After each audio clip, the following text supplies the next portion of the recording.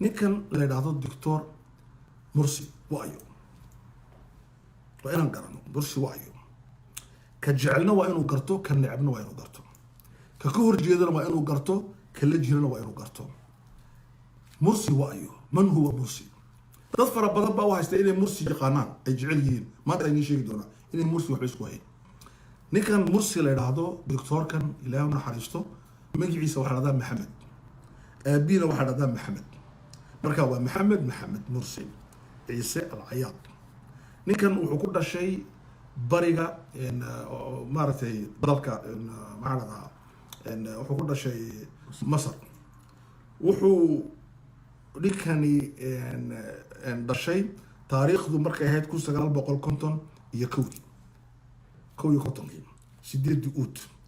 waxa uu wax ku bartay dalka masar iskoolkii hoose kii dhexe iyo kii saraba wuxuu ku jiray 10kii qof ugu horeysay markii shahaadada sanawiga dugsiga sare la qaadanayay 10kii qof ee ugu horeysay ku jiray wuxuu markii dambe galay jaamacadda qaahira wuxuu galay qaybta handasada ama engineerska wuxuu kaga baxay lisans waxayna ahayd 1975 kii ayuu ka baxay jaamacadda alqaahira kadib jaamacadda alqaahira uu galay wuxuu ka qaatay master handasada engineering ku saabsan waxayna ahayd 1978 ayuu ka baxay jaamacadda alqaahira kadib wuxuu helay minxu helay maaragtay galad tacliimeed buu helay wuxuu ka helay dalka maraykanka wuxuu ka soo sameeyay master kale iyo doctora kale oo dhinaca engineeringska wuxuuna ka qaatay jaamacadda koonfurta California 1982 ayuu doctoragiisa qaatay marka waa nin aqoonta leh wuxuu leeyahay buugaan aad u fara badan oo cilmiga handasada ah wuxuu xafidsan yahay kitaabka Ilaahay dhowr qiraa'o amba dhowr riwaayadood ayuu quraanka ku xafidsan yahay can dhahri qalb maalintii dhaway markii la xiray wuxuu ka codsaday booliskan daalimka ah waxaad ii keentiin kitaabkii quraanka inaan akhriyaan doonayahay waxay ka dhaheen quraan laguma keenayo wuxuu yidhi faqad waxaan doonayay kitaabka Ilaahay inaan taabsado oon ku raaxaysto laakiin quraanka waxaan xafiday 40 sano ka hor ayuu ku jira laabteeda allah yarxamuhu waa ustaad uu ahaa professor buu ka ahaa jaamacadda qaahira wuxuu kaloo professor noqday jaamacadda koonfurta California tii ka soo baxay jaamacadda North Durham ee Mareykanka wuxuu ka noqday isaas jaamacad kaloo Zaqaaziq la dhahdo oo bariga ku taala Masar wuxuu ka noqday jaamacadda Liibiya Faatix dhalo intaba wuxuu ka noqday professor ka soo shaqeeyay jaamacadahaas oo dhan muddo aad u fara badan wuxuu leeyahay qoys noloshiisa caadiga ah baraya wuxuu leeyahay qoyskiisu xaaskiisa najla maxamuud baa dhahdaa iyada lafteedu waa xafid quraanka xafisan 5 ubada ayuu ilaahay ku galladaystay tabaaraka wa tacaala 4 waa rag midna waa gabadh 4 raga axmed iyo usaama iyo cumar iyo cabdilaahi gabadhuna shaymaa baa dhahdaa camalka siyaasiga ah ee uu aadka uga shaqeeyo wuxuu galay mar hore goormuu galay wuxuu galay markii Djibouti xorooday 1977 wuxuu ka mid noqday ururka loo yaqaano al-ikhwan al-muslimun maxay yihiin ikhwan al-muslimin ku marban ka sheekay doonaa xarakaadka islaamiga waa jamaaco islaamiya dhexdhexaada shumuuliyad ku shaqeysa siyaasadda iyo diinta ka shaqeysa ujeedadeedu ay tahay in ay sameyso nidaam islaamiya oo dimuqraadiya oo madaniya oo dadku ay xuquuqdooda iyo xorriyadkooda ku helaan fikradda ikhwaannimadu waa sidaas weeyaan ikhwaanku maaha urur wadaada ah oo gar waaweyn dad gowraca maaha dadka laayna maaha waa xaraka silmiya murshidkooda ugu dambeeyay wuxuu yiri silmiyatuna aqwa min rasaasihim annaku waxaan nahay dad silmiyadooda nabadoodu ay ku xoog badan tahay rasaastooda yasbiruun hatta ya'jiza as-sabru an sabrihim way sabraan ilaa uu sabirku ka caajiso sabirkooda marka ninkaas wuxuu ku jira ururka wuxuu galay 1977 waxa uu ururka uu ku dhex bislaaday wuxuu kadib noqday qismiga ururkaas uu sameeyay dhinaca siyaasadda ayuu madaxdooda ku biiray 1992 wuxuu ku biiray mas'uuliyiinta qaybta siyaasadda ee ururkaas kadib wuxuu galay baarlamaanku isku rashaxay baarlamaankii Xusni Mubaarak ee dirqiga lagu galayay dadkii dirqiga ku galay buu ahaa marna waxay ku galeen ilaa iyo 60 qof mar 70 marna dhowr iyo 20 bay ku galeen ikhwaanku markaa kuwii geli jiray buu ku jiray 1995 iyo 2005 wuxuu ka mid noqday members wuxuu ka ahaa amba xubin uu ka ahaa baarlamaanka dalka Masar wuxuuna wali madax u ahaa kutlada baarlamaanka ugu jirta ikhwaan almuslimiinka qolada yaqaano iyo oo ahaa magacoogana uu ku hadlay waxa loo yaqaano الناطق رسمي اوفيسيال وحوها مارتي بورت بارول اوفيسيال بها amba afhayaanka rasmiga ee wuxuu ahaa baarlamaaniyiinta ururka ikhwaan muslimiinka wuxuu jira muddo fara badan baa la xidhay 8 sano 7 sano 6 sano yaa la xidhi jiray laakiin markuu ugu dheeraa waxay ahayd markii lagu xukumay 6 sano ee ugu dambeysay ku jira xabsiga waxaana lagu xidhay jiray wuxuu ahaa afkaartiisa siyaasiga aaraadiisa siyaasiga shacbiyadiisa ballaaran ee siyaasiga gaar ahaan qaybta bariga Masar oo dadku aad uga jecel yihiin wuxuu noqday markii ay la sameeyay axzaabta la furay tawradii revolution markay dhacday 2011 ee Masar isbedel ka dhacay ee la riday Mubaarak ee nidaamkii dhalinyaradu uu guuleystay masaarida ka cadi 20 milyan qof ahayd markay kaceen waxa weeyaan wuxuu noqday waxa la fasaxay axzaabtii xisbi bay sameysteen markaa ikhwaan muslimiinku loo bixiyay xisbiga xurriyadda iyo cadaaladda xisbigaas buu ka noqday madaxweyne markaa wuxuu noqday ninkii ugu horeeyay ee xisbiga ka noqdaa madaxweyne kadib 30kii July 2012 wuxuu noqday madaxweynihii ugu horeeyay ee madani ah civil ah ee askari ahayn amba boqorro ayna dhalin ee Masar madaxweyne ka noqdo ee loo doorto cod lagu siiyo wuxuuna ku helay wax aan badnayn oo yaab badan wuxuu helay 51 dhibic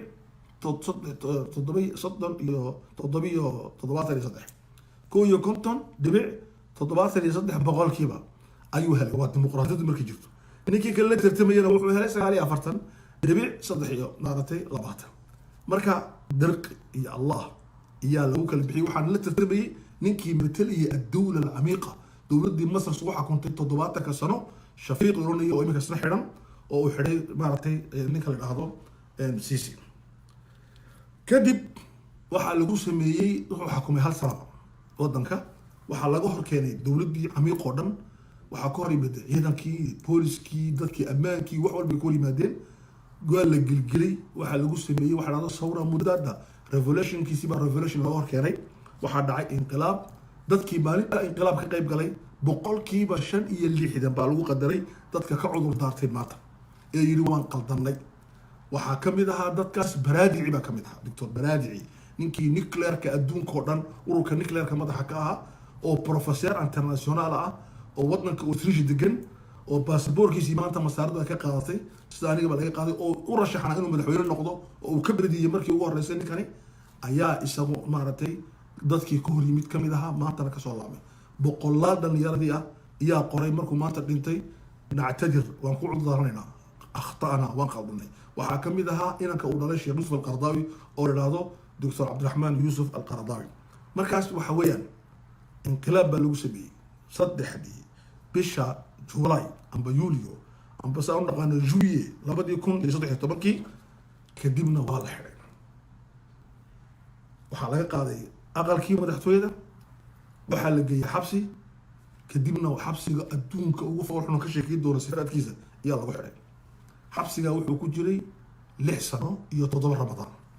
wuxuu ku soomay 7 Ramadaan wuxuuna ku jiray 6 sano oo miilaadiga ah waxa uu ku dhintay maalintii dhaweyd ee sheegay isagoo Ilaahay u naxariisto la dilay oo shahiid ah haddaba waa ka Mursi qofka doonay inuu Mursi barto Mursi waa ka shakhsiyadda Mursi marka la baaray si cilmiya waxa laga soo saaray 4 arrimood shakhsiyadda Mursi personality-giisa Mursi markaan akhriyay ee baaray ee taariikhda ku noqday waxaan ka soo saaray 4 arrimood anigu koow waxaan ka soo saaray inuu yahay shakhsiyad ustuuriya waa qof ustuuriya waa qof adag laakiin bari'a nadiifa hadana qalbigiisu nadiifa bini aadanimo leh raxmad leh dadka u jajaban laakiin ustuuriyo adag mabaadidiisa ku adag waa Mandela anigu waxaan siiyay Mandela oo laba jeer ah maxaa yeelay sida isaga loo galay Mandela loo magalin ولهذا wuxuu ina xasuusiyay ninkii la oran jiray Umar al-Mukhtar markay qabteen Talyaanigu waxay ka yiraahdeen wax walba waan ku siinaa laakiin tanaasul isaga warar rasmi oo la hayo warar rasmiya oo meel dhow aan ka helnay oo qoran ah oo jazeera net ku qoran oo indibit ay qortay oo jaraa'id badan oo European qorayaan ramadaanku maalintuu 25 ah ilaa iyo ciidii waxaa lagula jiray niqaash iyo dood dowladda masaarida oo dhan ciidanka mukhaabaraadka isaga iyo madaxdii xisbigooda waxaa laga lahaa laba shay ka tanaasula kow waxaad ka tanaasushiin inaad sharciyo tahay madaxweynihiina doortay mid isaguna wuxuu lahaa war anigu waa la doortay waan soo bixi dadkii baan dib baan madaxweynaha la iga dhigayo waa la aqbali kadibna anaa doorasho qaba qaabili waxa ahayn ma soconayso lianna ummaddu anay i doortay qof kale doortay ma jirto sharciyada kama tanaasulayo arrintaas wuu dhintay allah yarxamo arrinta labaad ee lagala hadlay wuxuu ahaa mabaadi'da aad leedihiin ka tanaasula waxaan aad aaminsantihiin ka tanaasula kama tanaasulina idhahdeen walihada ayaantaaba qarar la qaatay in la dilo waana la dilay arrintaas in la dilayana waxaa sii sheegay ninka cumar adiib la dhahdo ee joornaalka masaarida adeecadeeda kasoo baxa 3 cisho ka hor wuxuu qabanqaabiyey barnaamij u bixiyey intuu dhakhtar u yeedhay almowt almufaaji dhimashada surprise usee u dhacdaa halkay ku dhacdaa goormay dhacdaa dadkoo dhan may ku dhici kartaa mise dadun bay ku dhacdaa siyaasiyiinta ma ku dhacdaa culummada ma ku dhacdaa maara dadka xidhan ma ku dhacdaa dadka loo preparinayay waa loo preparin nin kale oo journalist oo idaacadda masaarida ka hadla wuxuu yidhi horta mursi maxaan u dili laanahay 4 cisho ka hor sawira marka waa la prepareeyey wixii lagu dilay maxaa lagu dilay anaa idiin sheegi doona marka arrinta koowaad waxa weeyaan sifadiisu waa ustuuri waa ninaan dhaqaaqayn muxuu markaa yidhi kelmadii cumar almukhtaar naxnu laa nastaslim nantasir aw namuut annaku isma dhiibno guushaan gaadhnaa amba waan dhimanaa mabaadi'daa siyaasiga adduunka ka waqaaday maanta waxaa leeyahay ciyaar tigtig samee ka dhaadhac tanaasul waarata mudaahano samee waxay koranayaan daahin maa dumta fii daarihim la ciyaar maadaama adiga la fadhiido waa laga adigayma iskala ciyaar adkow ma jirto sidii mandeela maanta ninkaasi waa shakhsiya ustuuriya arrinta labaad ee uu ninkani leeyahay waa maxay waa nin asraarta iyo sirta uu hayo ku dhinta inuu ilaaliyo waa mu'min weeyaan waa amiin wuxuu sheegay maxkamadda shalay maalintuu dhimanayay waa wuxuu yihi asraar baan hayaa dowladda masaarida halis bay ku jirtaa anigoo quraa garanaya waxaan rabaa asraarta inaan u sheego majliska amniga qowmiga masar ee ciidanka iyo booliska bas mariga qora waa inii sheegay baan igu soo wareejini laakiin qofka looma sheegay saaxiibadii uma sheegin xaaskiisa uma sheegin ayu amaana inii xafiidun caliim amaanadu xajiyey waa rajulun mu'min duu amaana waa mu'min duu amaana dad waxaa jira wadaadda sheegta oo islaamiyiin ah oo cadowga safaaradaha warka geeya xamaraanu ku aragnay waxaa jira dad maaragtay meelaha iibinayaba lilbayc wadankiiba iibiyeen waxay ku faanaan inay dacwad iyo xarakaad ku jirayeen kenya ka iibiyeen wadankii هذا الرجل رفض أن يبيع قضيته وأنت لبعض نكاس خطر كويا أنت صدحات ونكاس خطر كويا جمع بين التدين والديمقراطية نكاس نوع سكري إنه متدين نقطة إنه ديمقراط نقطة ديمقراط سؤال بلويدي وردتك كريستيان كمصر كل نور سيادوركتها ومصاري بولي قفكو هدو مسلم يهي ودين تكبحو هدو مدحوينها محاسبيني حربو يهي بولي أنا ما حكو سمعت بولي لا أملك ضميره ضمير كيس ما هجته لكم دينكم ولي دين لا إكراه في الدين والديمقراط لكنه متدين ما هودات بهنا لا ما قيام الليل بوتكدا قرآنكم أخيا أويا إلهي وحسوسية تبارك وتعالى هذا رجل خطير ما أنت قفك اللوبة هي وكا كيف تستطيع أن تجمع بين التراقب ربشي وسكور ما سوسكن إن وداد نقطي ديمقراط نقطي وداد لماذا كموجة ديمقراط لكن ولا كريلا ديمقراط لماذا كبس ورجع دينا وداد نقطي مسلم نقطي ومدير نقطي لكن ولا كريلا أما وين منافق نقطي تتكوالا أما وين نقطي وداد الله يسوي سعودي أبدا وضع يعني صفات أولية للشيء أنت أفراد أولية نكان وحويا وأن المستقبل كأطرسي يعني مركي يهر والله وضع قلنا الواحد لما ودي إنه يهينين مسكينة وأن الأطرسي هالكلمة دويري وبتكينوا هالقرتان ليعلم أبناؤنا إن آباءهم أبيا شود وأجدادهم إلى أويدود إلى الديدين إلى الدول النقدان تاريخ أقولتان وبتكينوا هالقرتان بولي كلمة كلو عجيب ويلي وحولي ور إسرائيلية تذكر مصاريدو إسرائيلية كلمة دوا معنا يا أنا كان درسي بينو جرا وحولي دقيستا ذاتك مصاريد وهدلين لباحيدنا لا تقتلوا أسود بلادكم لباحيد ودنا هليلنا فتأكلكم كلاب أعدائكم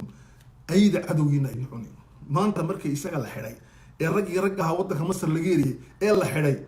أيدي بعدتك عنيصة مركو جمني ما أنت دويتو وزيرك أرميها الدبادة الدلك إماراتك يا جوجي مصر يعني وحو سوق هذي أنا واحد آمسناي إنه سوق هذي والعهدة علي سنك اللي قدري سنك اللي قدري محوها نيكا مركو محكمة دايمتي وكلمة دا كوها الله يسوق عافمات بو سوق المحكمة دا أوكي وحولي ورأرنتا إلى الصعدة سربان هيا بلانها ليسيو وفرستي سوق جواب دا محكمة دا إسلام مركا بوليس بقرب جوغا وحي بريقي لو سمي خالد مشعل لو إلى توجيه أي نقطة كبحري يلا توجيه كديم وراعي صدن مريد بالجود هاي إيش ميت لما قادم لما أقول من دكتور جوجا حرام عصام العريان بجوجا حرام بلتاج بجوجا حرام دكتور جوجا ويقرا عند إمارة ميسك وحدن هلو قول ماذا أنا كأقول منه والنيسان نقاجنا وان أجينا لما هذا بعد 30 دقيقة صدق كديب يلا قاضي مركي ماشي لقينا نفتح كبحلين وبلسيد دياري بنفسنا كبحلين wixii lagu dilayna waa lahayn marka dad fara badan waxay ka sheeganayaan mursi waxa la sameeyay qatlun bati dil aayad u socday oo bilaabay waa run dilkaas afar nooc buu ahaa kow waa nafsi waa psychological ahaan oo sadamaad nafsiya lagu sameeyay labo waa la xidhay noloshoo dhan baa laga xidhay internet ma hayo television ma daawado raadiyo ma daawado adduunka waxa ka socda ma jiro ilaa waxay u keenaan askarta askartuna ka sii qaadaan mooyaan waana la hayaa in askar badan oo nadiif jireen oo war lagu keenay warna ka qaadeen waa labo arrinta saddexaad dawooyinkii naturalka ah ee uu cunayay cudurkiisa sokorta iyo cudurkiisa wadnaha ama dhiigkarka ayaa laga cishay arrinta saddexaad arrinta afaraad siyaaradii reerkiisa loo diiday insaan isoole baa laga dhigay waxaasoo dhan waxay keenaysaa bay yidhahdeen sida ingiriiska baarlamankiisu yidhahdeen baarlamanka jarmalku yidhahdeen xuquuqal insaanka dalka canada aan jooga uu yidhi waxay yidhahdeen waxaas wuxuu keensanayaa qatlun mutacamidun bati waa dil loogu talagalay oo quyaru socda laakiin anigu taa ma qabo taa waxaa ka tartay waa qatli cadba waa la dilay waa laga takhalusay su-aashu waxa weeyaan limaada tama takhalusu minhu maxaa looga takhalusay hata su-aal muhiim su-aasha maxaa loo dilay mursi مرسي محو دلي مرسي ورت سؤاشا انت كجواب مرسي يا دلي مرسي واحد دلي صدح قرب يا مرسي دلي كو واحد دلي سيسي يا نظام كيسا عميقة سيستم كدور ده محو دلي سيسي وحو دلي وحويان وكعب صنايع ميت كيس وكعب صنايع ميت كيس وكعب صنايع مجي عيسى الرئيس السابق وشريك دونا وحي قرية مانتا وكعب صنايع سجوا كو لبا واحد دلي dadka carabta ee diidan inay carabtu isbedelaan oo ugu horeeyo sacuudiga iyo imaaraadka mixwaru shar iyo dilay yakaa bixin cadal lagu dilay saddex waxaa dilay fasax uu fasaxay Trump ninka ee Mareykanka xukuma wuxuu fasaxay in uu dilo Sisi Mursi muxuu ku fasaxay isagoo mujrima oo 60,000 oo qof oo aqoonyahana xidhay oo dhalinyaradii tawradda dhan xidhay oo Masar gaajo ku dilay oo mashruucii dawladda Masar ee hogaamiyaha baabi'iyay أيو كيري أنت رجل عظيم نوين بطل أحبك ومجعلك وأقدر مواقفك الواقدرة وبرحب منك وهو قاتل مركا الضوء الأخضر بوك قاتل فسح بوك سو قاتل مركا صدح ذا قالوا أيا دي شيء نكا لهذا مرسي الله يرحمه محل الدنيا مركا سؤال لماذا قتلوه؟ لماذا اقتالوه؟ لماذا تخلصوا منه؟ نكا مؤمنك محلو دلي محلو دلي أنا مرة كو قلت واحد لقى عبصوني شرعية قورت علون الرئيس الشرعي مدحوينه شرعي لها أول رئيس مدني مدحوينه وهو مدني إمارتي سيفيلا ريضة أنت تسوي كعشرين سنة لابد من التخلص مرسنا سيسنا قف جرا معها وإنه كل جرا واحد هذا إن محل هذا حوقي معاه ريال الحق لابد من الحق إنه كتخلصه وكتخلصه اقتلوا يوسف بالي دلا أو يطرحوه أرضا ما كان قصة طورة ولا قد تخلصي هذا أولا ثانيا محل دلي مرسي لأن مرسي أسرار وهي وحو قال أقل كي فرعون وحو هلي أسرار رهيبة أسرار سكرتيرية وهلا سرت وهلا وسر ويسوي قرات وقرانيو إيا دنيرو دا سنة وح سيبتي وح أن ورهي بجرة إذا سرت وإلا قد تخلصوا sirtaa waa maxay? waa sir bariga dhexa ku saabsan, waa sir ku saabsan jiritaanka dowladda masar. waad ogtihiin laba jasiiradood ay masar leedahay oo sanaafiir iyo tiiraan dhacdo waxaa laga iibiyey sacuudiga. waa la iibinaya waddanka masar. saynaa waa la iibiyey. gaaskii masar uu dhammaaday. batroolkii masar qubrus buu in badan siiyey, shibra ayaa la siiyey. wuxuu ka tanaasulayaa wax loo yaqaanay cabdinaasir zamankiisii السيادة القومية. مصر حدود waxay ku taallay Ethiopia iyo Soomaaliya dhexdeeda. مصر حدود waxay ku taallay شبر تركيا ayay ku taallay. مصر حدود waxay ku taallay Suudaan يعني دولة عملاقة. wala soo uriyay qasmi uu ka dhigay ninka loo jiro Mubarak wax yar oo maskiinad uu ka dhigay oo Sharm el-Sheikh buu keenay kana intii uu ka takhalusay. marka ninka asraati waalay sidii Masar looga takhalusay sidii Masar loo soo celin lahaa oo keenay marka waa laga takhalusay. arrinta saddexaad loo dilay maxay ahayd? مشروعي وحو كان نكاني خطرتها اللي يقاني مشروعي كنال دي سويس. مشروع كنال دي سويس هدون جعلها دبي والحين لها دبي هراني وشاي دبي عدوغيه وافر ميرود افرتا ميرود وين كتخلصته ومصر كنال دي سويسكو ندوق لابيا ولبو وجيبوتي يا بربره يا إريتريا indhahay u laabayaan waa saddex waa cadan imika soo qdara shalayto wala ciidamay ka dhaadhicisay iyo diyaarado iyo dagaal cad way ka dagaalamaysaa xoog waa inay baxaso u burso. waa saddex cadowga afaraad ay leedahayna waxa weeyaan waa Suudaan waa Sawaakin. intaas waa inay gacanta ku dhigto. hadday gacanta ku dhigi weydo waa saa marka arrintaas baa loo dilay ninkaasi. waa arrin istiraatiiji ah. masar waxay noqon lahayd mashruuca la dhado alxulm almasri buu qoray. mashruuca waxaa ka shaqeeyey 28 nin oo aqoon-yahan ah oo uu ku jiro khayrta shaati ninka dhado oo uu ku jiro nin idhaahdo maaragtay maxsuub idhaahdo wasiirkii qaanuunka oo uu ku jiro sayfudiin cabdilfataax nin idhaahdo oo uu ku jiro maxaan ku idhahdaa 3 nin oo khubaro oo turkiya rag maleysiyiina ay ku jiraan. alxulm almasri waxaa la qaadaday 10 ilaa 12 sano masar ay noqoto الدولة القائدة الدولة برد حكامية تركيا يا ماليزيا عروب نقول لها لأن مصاريده واحد هيساس ده شيء الخبرة خبرات هيسا أقويها إنه وين بجوجا. ثانيا مصاريده قوة بشرية قوة بني آدم هيسا. ثالثا وحاجة جوجا ضد يبدأ مصاريده والعكس كانيا وحاس قدام مسألة عصورية. إذا هذا الرجل حلمك يا هواوك يا لدري مركا إخواني في الله محا مرسي لودري وحا مرسي لودري وحويان مرسي ومستقبلك مرسي وحلمك مرسي وحا لودري وإخوان لا إخوانك يمنتها waxay marti u yihiin Sacuudiga xagee fadhiyaan ikhwaanka Yemantu Sacuudiga marti u yihiin saaxiibay xusiintu kula dagaalama wayna u shaqeeyaan wayna la shaqeeyaan ma aha wax loo dilay waa ikhwaan waxa loo dilay waa munaadil wey oo gobanimadoon muxuu la ooyay ninka Marzuuqi ee madaxweynaha ka ah dalka Tunis Allah maaragtay dawal umrahu muxuu la ooyay wuxuu dhaanu liberaal baanahay anu demokrat baanahay anu cilmaani baanahay لكن وولالك مرسي وانا اخوان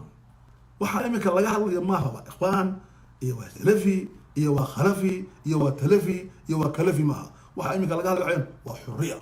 وعداله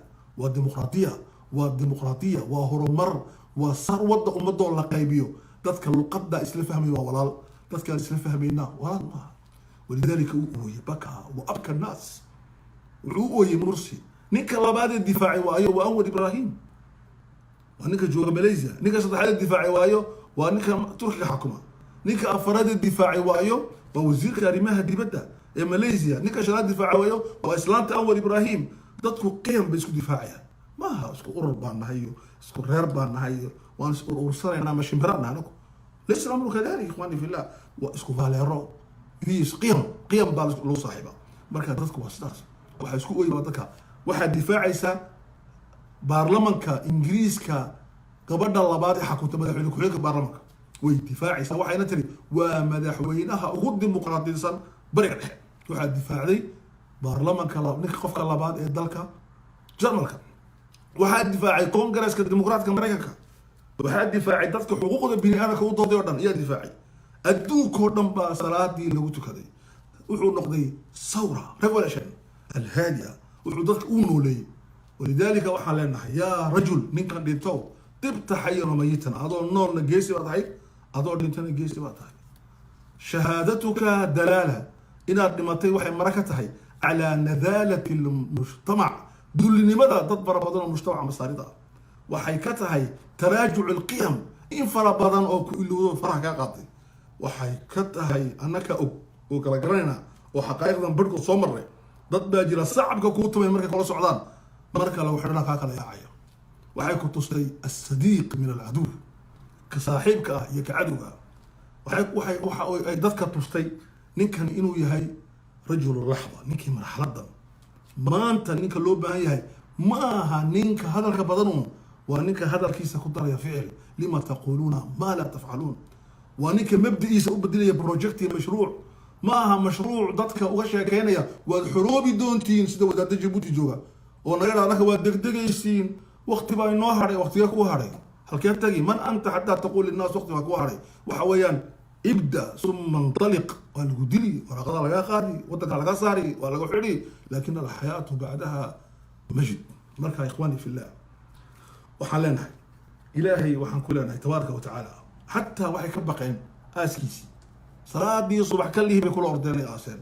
wuxuu yidhi hooyadii magaaladii ay ku aasan tahay lagu aaso looma geey laakiin alxamdulilah wuxuu ilaahay waafajiyey inay madaxdiisii murshidiintiisa agtiisa lagu aaso oo ilaahay uu waafajiyey tabaaraka wa tacaala waxaan leenahay ilaahay agtiisa seexo hurdo wanaagsan ilaa aad ka soo kacaysid maalinta qiyaamaha oo aad la kulmaysid dadkii halgamay oo ugu horeeyo nabigaagii aad rumaysay muxamedha calayhi salaatu wasalaam wa ilaa dalika alxiin ballankiinu waxa weeyaan mursiyow inaan waxa aad u dhimatay u dhimanno waxaad u nooleed aan u noolaano sidaad ahayd oo kalena aan kugu dayarno kadibna aan kugula kulanno cinda rabbina fi jannaati alkhuld in sha allah. السلام عليكم ورحمة الله وبركاته.